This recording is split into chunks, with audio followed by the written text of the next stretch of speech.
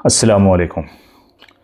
आपसी झगड़े की वजह से जो हत्याएं हो जाती हैं, यानी हमारा गुस्सा उस लेवल पे पहुंच जाता है कि हम किसी की जान ले लेते हैं, या व्यक्ति अस्पताल पहुंचते पहुंचते दम तोड़ देता है या कुछ दिनों के बाद दम तोड़ देता है।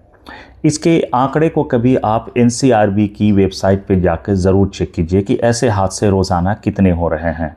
एनसीआरबी सरकार की वेबसाइट है, यानी नेशनल क्राइम रिकॉर्ड ब्यूरो की एक वेबसाइट है, जहां रोज़ाना जो देश में हत्याएं या मारपीट या लूटपाट की जो वारदात होते हैं उसके रिकॉर्ड को वहां दर्ज किया जाता है।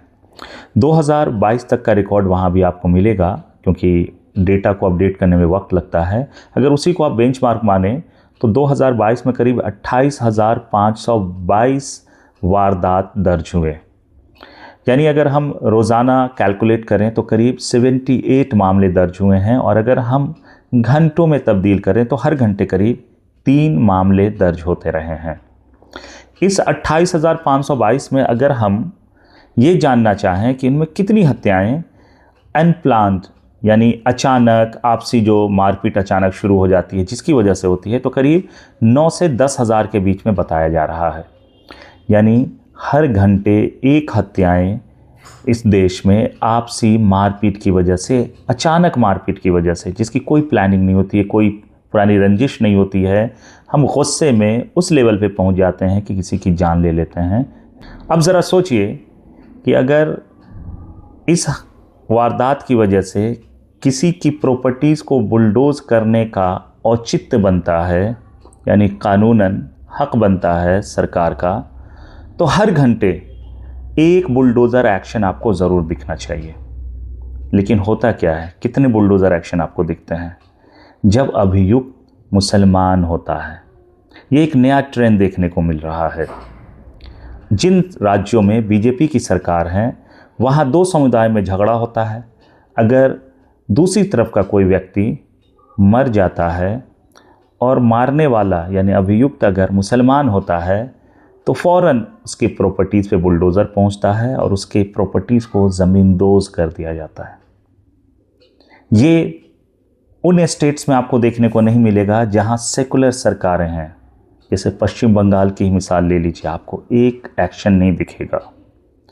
तो ये जो हमारे लीडर्स आकर के आपको समझाते हैं कि हम दरी नहीं बिछाएंगे, हम बीजेपी से क्यों डरें, तो इन एक्शन से अब आपको जागना चाहिए।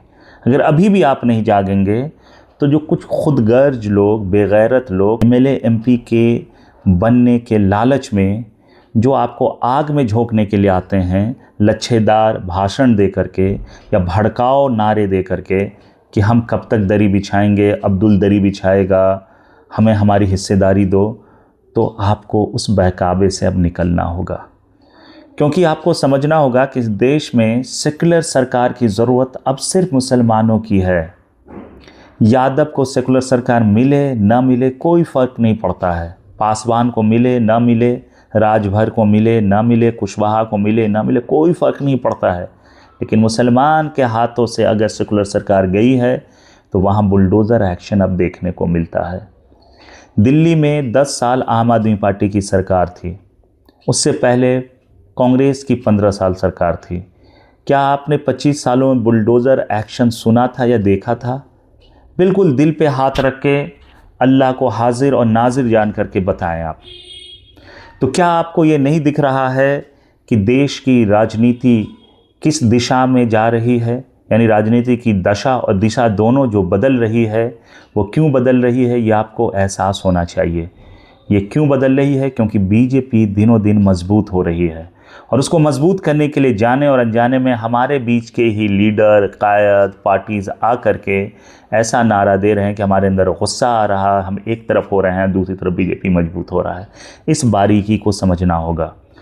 आप ऐसी राजनीति क्यों कर सकते हैं या कैसे कर सकते हैं कि जिससे आपका दुश्मन मजबूत हो जाए।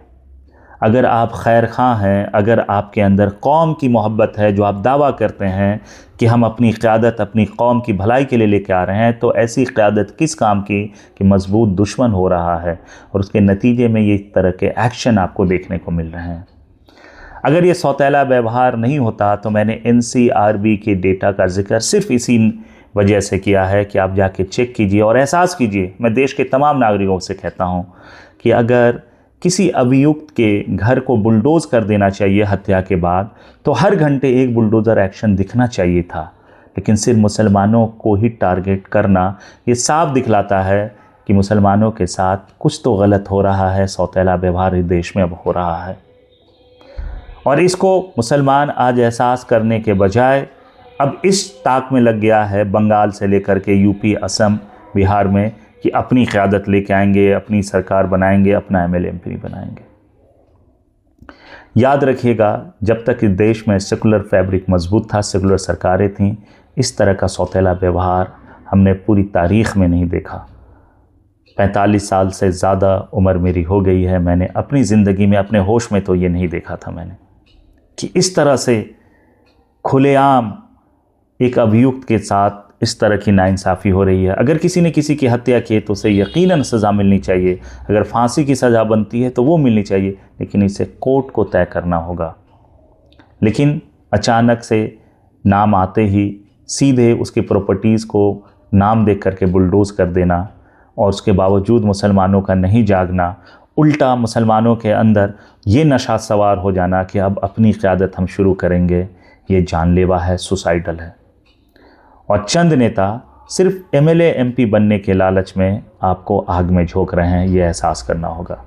जब इस तरह का कोई वाक़या आपके सामने पेश आए तो ज़रूर इसके कारण को सोचने की कोशिश कीजिएगा कि ये क्यों हो रहा है, कौन कर रहा है, कैसे कर रहा है।